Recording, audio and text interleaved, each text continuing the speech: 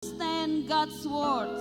Roh Kudus berkati kami, tolong kami supaya kami dapat mengerti setiap firman Tuhan. So that it can be a guide to living life Supaya itu menjadi penuntun dalam hidup kami. and overcoming all the problems in our lives. Dan menolong kami mengatasi segala persoalan dalam hidup kami. Thank you, Lord. Terima kasih Tuhan. In your name we worship and pray. Di dalam nama Tuhan Yesus Kristus kami sembah Engkau dan kami berdoa. Amen. Amin. Hallelujah. Haleluya. It's a privilege to be able to stand here and to share God's words to you today. Merupakan hal yang istimewa untuk berdiri di sini dan membagikan kebenaran firman Tuhan bagi saudara sekalian sore hari ini. Thank you for the opportunity that given to me. Terima kasih untuk kesempatan yang diberikan kepada saya. So we just celebrate the resurrection of our God Jesus Christ last month. Kita baru saja merayakan kebangkitan Yesus Kristus bulan lalu. And today I want to share to you something relate to the resurrection of our Jesus Christ. Dan hari ini saya akan membagikan sesuatu firman Tuhan tentang kebangkitan Yesus Kristus. Please open your Bible on John 20 verse 7. Mari buka Alkitab kita dalam kitab Yohanes pasal yang ke-20 ayat yang ke-7. Don't be surprised with this verse. Nah, jangan kaget dengan ayat ini ya. Okay, John 20 verse 7. And the napkin that was about his head, not lying with the linen clothes, but wrapped together in a place by itself. Sedang kain peluh yang tadinya terletak dekat kain kapan itu, tapi agak di samping di tempat yang lain dan sudah tergulung. Yeah, this verse is very interesting. Jadi ayat ini sangat menarik ya. Why John talk about napkin? Kenapa Yohanes bicara secara khusus tentang kain peluh? If you read all the story about the resurrection of Jesus, Kalau kita membaca semua kisah tentang kebangkitan Yesus Kristus in other gospel, di dalam Injil yang lain, only John wrote about the napkin. hanya Yohanes yang menulis tentang kain peluh ini. In gospel that he wrote, Di dalam Injil yang ia tulis, John always put some details that we never found in other gospel. Yohanes selalu menaruh hal-hal yang detail, yang terperinci, yang tidak kita temukan di dalam Injil yang lain. It's make this book quite unique and interesting to study about. Itulah yang membuat Injil Yohanes menjadi unik dan menarik untuk dipelajari. So I encourage you, Jadi saya mendorong Bapak Ibu, if you have time, jika punya waktu, please study the Gospel of John. mari belajar firman Tuhan yang ada dalam Injil Yohanes. Okay, let me tell you a little bit about John and the Gospel of John and about the story, the resurrection of Jesus in this passage. Ya, saya akan mulai dengan menceritakan sedikit kisah tentang Yohanes, lalu Injil Yohanes khususnya tentang kisah ini, kebangkitan Yesus Kristus dalam pasal ini. We all know that John was the closest disciples of Jesus. Kita semua tahu bahwa Yohanes merupakan murid yang paling dekat dengan Tuhan Yesus. And we know one of his nickname is the disciples whom Jesus loved. Dan salah satu sapaannya itu murid yang paling dikasihi oleh Tuhan Yesus. In Bible, Di dalam Alkitab, we read about how close John with his master Jesus. kita membaca tentang bagaimana Yohanes sangat dekat dengan gurunya, Yesus Kristus. The closeness John with Jesus Kedekatan Yohanes dengan Yesus made John saw what the other disciple didn't see.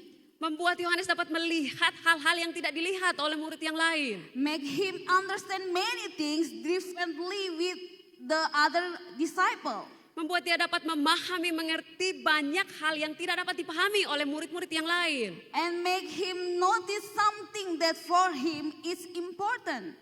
Dan membuat dia dapat memahami, melihat sesuatu yang baginya penting, But maybe for other disciples, it's nothing. tapi bagi murid yang lain tidak penting. Karena mereka memang tidak menyadarinya atau mereka tidak melihatnya. Including the napkin that he wrote in this passage. Termasuk kain peluh yang ada di dalam kisah ini, dalam ayat ini. So church, Jadi umat Tuhan, it's the same with us. hal yang sama terjadi pada kita. The more we close to our God, to our Jesus, Semakin dekat kita dengan Tuhan, semakin dekat kita dengan Yesus Kristus, the more we understand his heart, kita akan lebih memahami, lebih mengenal isi hati Tuhan. his will, Kehendaknya, his purpose to our life, tujuannya Tuhan dalam hidup kita. his words, Perkataan-perkataannya, firman-Nya, even his mind. bahkan pikirannya, rancangan-rancangan Tuhan. Amen. Amin.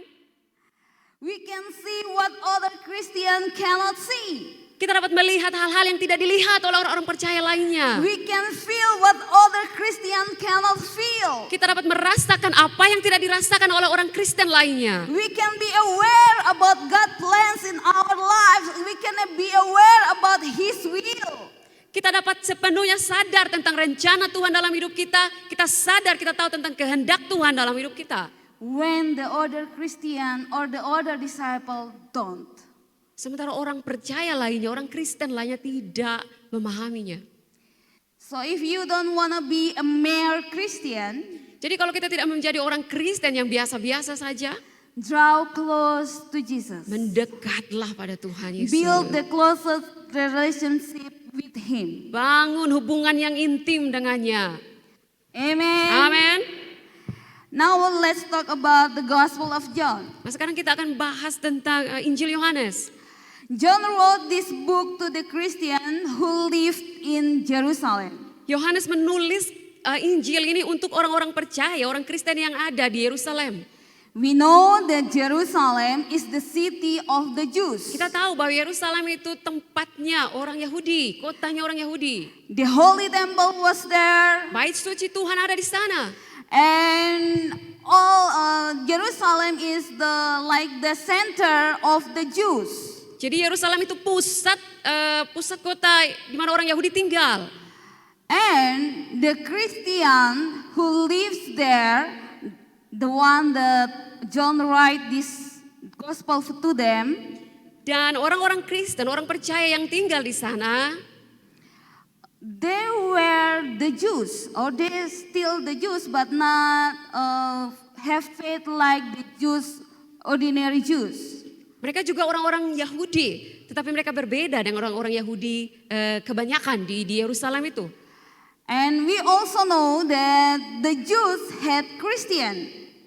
Jadi kita tahu bahwa orang-orang Yahudi sangat membenci orang-orang percaya, orang Kristen pada waktu itu. Because they refused Jesus as Messiah, as Son of God. Karena mereka menolak Yesus yang adalah Mesias, mereka menolak Yesus yang adalah anak Allah. So, because they didn't believe that Jesus is a Messiah, Jesus is the Son of God, Karena mereka tidak percaya bahwa Yesus itu adalah Mesias, anak Allah. and they didn't like all the people who believe Jesus and follow Jesus. Makanya mereka membenci, mereka tidak menyukai orang-orang yang percaya pada Tuhan Yesus, orang-orang yang mengikut Tuhan pada waktu itu. Remember Paul the Apostle? Kalau kita ingat kisah Rasul Paulus sebelum menjadi rasul, He was the one who killed many Christians back then dia juga menjadi salah seorang yang membunuh banyak sekali orang percaya pada waktu itu. because he was a Jew. Karena ia orang Yahudi. So when John wrote this book, Jadi ketika Yohanes menulis Injil ini, the Christians there were in trouble, lots of trouble because of the Jew. orang Kristen pada waktu itu, orang percaya itu ada dalam masalah yang besar, dalam tekanan karena orang-orang Yahudi ini. Because the Jew expelled the Christian from their community. Mereka dikucilkan oleh orang Yahudi dari komunitas mereka. Even it's hard for them to get food from the market. Bahkan mereka kesulitan untuk membeli bahan makanan. Because they didn't allow the Christian to go to the market. The Jews didn't allow them to do that. Karena orang Yahudi melarang mereka untuk berbelanja, untuk beli bahan makanan. So they were in very difficult situation that time. Jadi mereka ada dalam keadaan, dalam situasi yang sangat terdesak. In that situation, Dalam kondisi seperti itu, they started to question their faith in Christ. orang percaya waktu itu mulai bertanya tentang imannya, mulai mempertanyakan imannya pada Tuhan. They start to asking, is Jesus really Son of God? Mereka mulai bertanya, apakah Yesus benar-benar anak Allah? Is it the right thing to have faith in Jesus? Apakah percaya pada Tuhan adalah hal yang benar yang mereka lakukan? Is it the right thing to trust Him as Messiah? Apakah percaya pada Yesus yang adalah Mesias itu adalah sesuatu yang benar? That's why Itulah mengapa John wrote this book to them. Yohanes menulis Injil ini untuk mereka. To tell them that Jesus is Son of God. Untuk memberitahukan kepada mereka bahwa Yesus Kristus benar-benar anak Allah. Jesus can do all things. Bahwa ia dapat melakukan segala perkara. Nothing is impossible to Him. Tidak ada yang mustahil bagi dia. He can turn water to be wine. Ia akan dapat merubah air menjadi anggur. He can heal the 38 years paralyzed man. Dia dapat menyembuhkan orang yang lumpuh selama 38 He tahun. healed a man born blind. Dia dapat menjelikan orang yang terlahir buta. He is able to raise Lazarus after he died for 4 days. Bahkan dia dapat membangkitkan Lazarus yang sudah mati 4 hari lamanya. We also found in John that Jesus is a good shepherd, Kita juga dapat menemukan dalam Injil Yohanes bahwa Yesus itu gembala yang baik. the true vine, Pokok anggur yang benar. the living bread, Roti hidup. the light of the world, Terang dunia. and so on. Dan masih banyak lagi. We can read all of it in this book, the Gospel of John.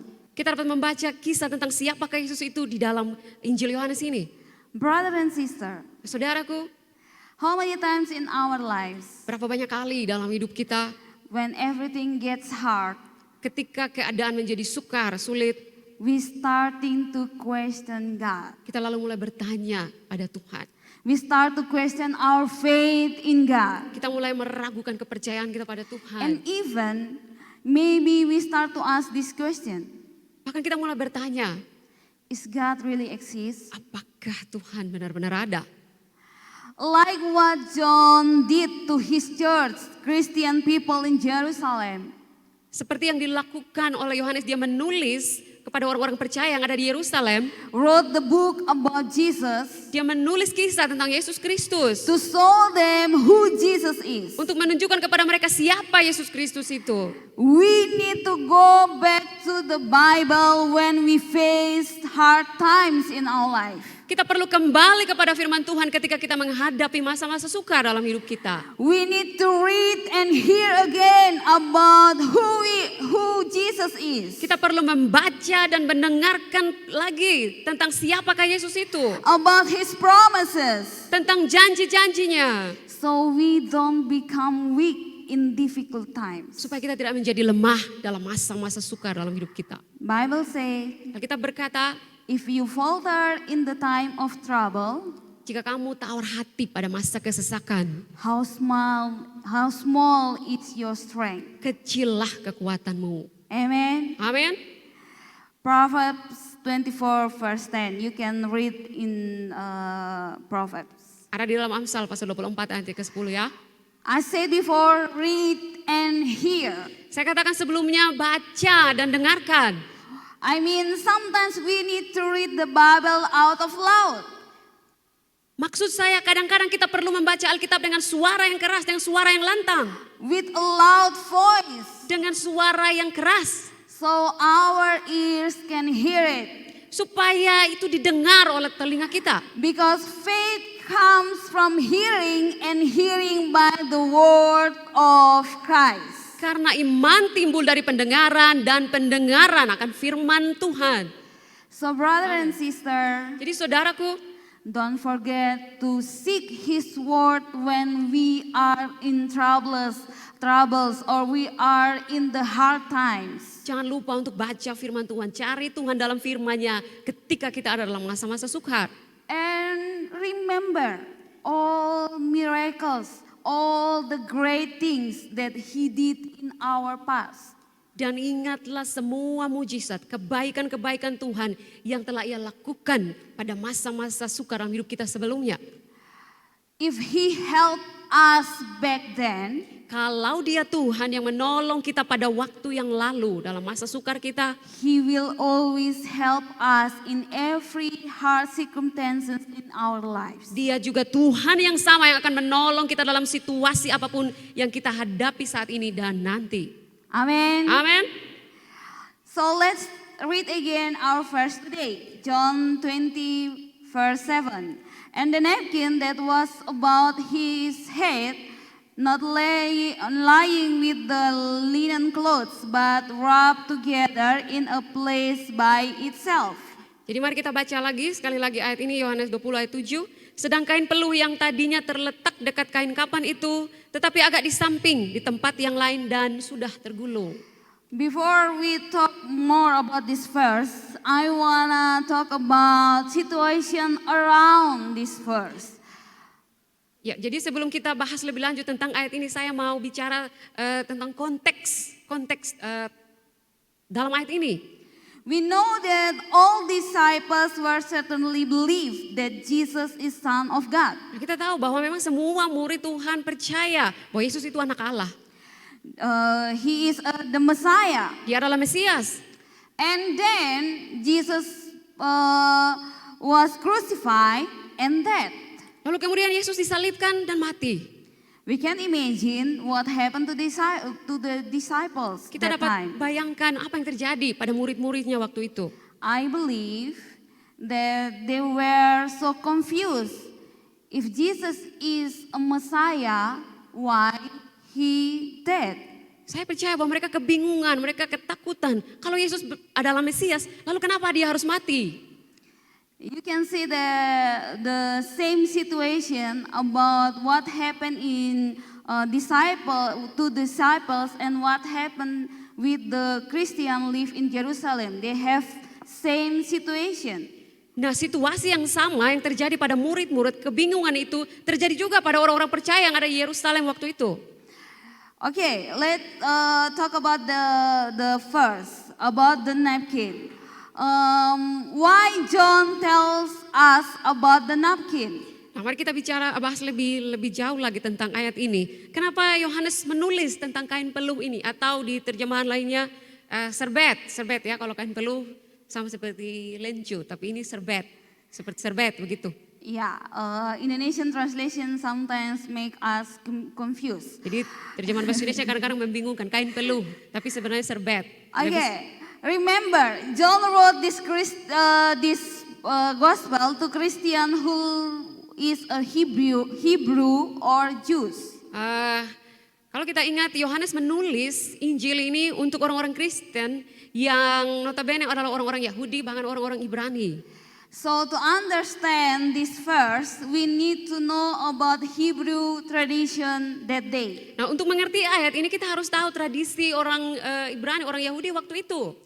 The folded napkin had to do with the master and the servant. Nah, jadi serbet yang terlipat dengan rapi itu biasanya berhubungan dengan tuan dan hamba.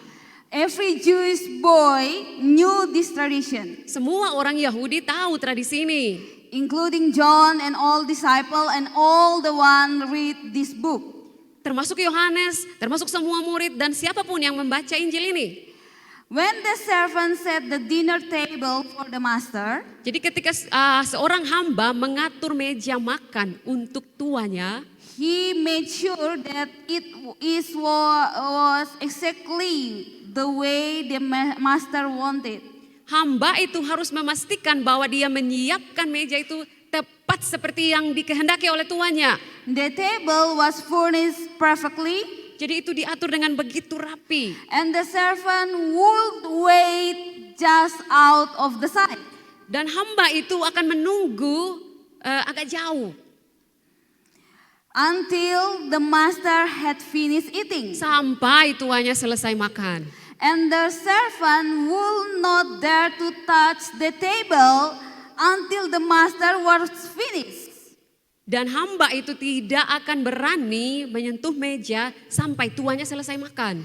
Now, if the master were done eating, Nah, ketika tuannya sudah selesai makan, he will rise from the table, dia akan bangun dari meja, mungkin berdiri, wipe his fingers, membersihkan tangannya, jari-jarinya menggunakan serbet tadi. his mouth, Mulutnya dibersihkan, dilap, his beard, janggutnya semua dilap pakai serbet and tadi. would wad up the napkin, Lalu dia kekumuk itu serbet, and toss into the table. lalu buang di meja. The servant would then know to clear the table. Hamba akan tahu bahwa tuannya sudah selesai makan dan dia boleh membersihkan meja, merapikan meja lagi. For on those days, the wadded napkin mean I'm done. Jadi kala itu, waktu itu, serbet yang sudah dikucak-kucak itu bermakna sudah selesai.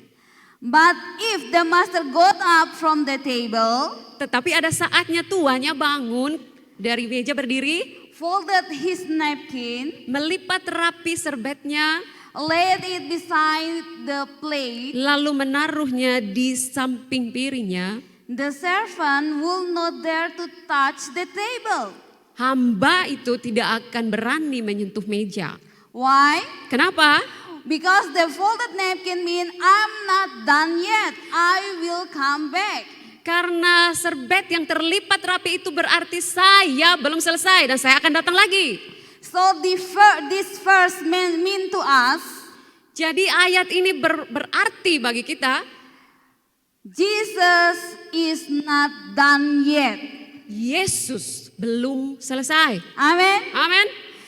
Yes, he said on the cross, I'm finished. Ya, dia berkata di salib sudah selesai. Yes, he already finished his salvation work. Ya, dia sudah selesai dengan pekerjaan He already penebusannya. done with our sin in Calvary. Dia sudah selesai dengan dosa-dosa kita waktu di Kalvari. He already redeemed us on the cross. Dia sudah menebus kita di kayu salib. He already finished about our sin. Dia sudah selesai dengan dosa-dosa kita. But he is not done yet with my life, your life, our life. Tetapi dia belum selesai dengan hidup saya, hidup saudara, bahkan hidup kita semua. Amen. Amin. He's still working on it. Dia sedang bekerja dan dia terus bekerja. He still has many things to give to us. Dia masih punya banyak hal yang akan diberikan pada kita.